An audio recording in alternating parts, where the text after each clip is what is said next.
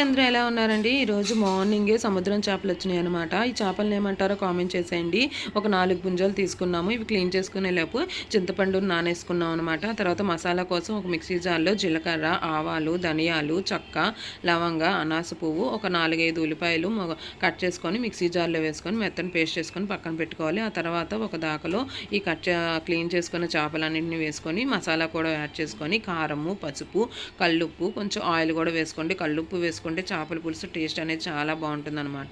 ఈ మసాలా అంతా చక్కగా ఇలాగ చేపలకు పట్టించుకోవాలి. చూడండి మా అమ్మమ్మ ఎంత బాగా మిక్స్ చేస్తుందో.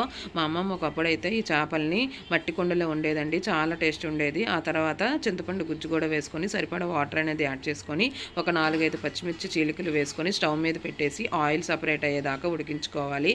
అంతే, చేపల పులుసు అనేది రెడీ అయిపోతుంది. దీంతో తోప కాంబినేషన్ అయితే నాకు చాలా ఇష్టము. మీరే కాంబినేషన్తో తింటారో కామెంట్ చేసేయండి. Bye bye.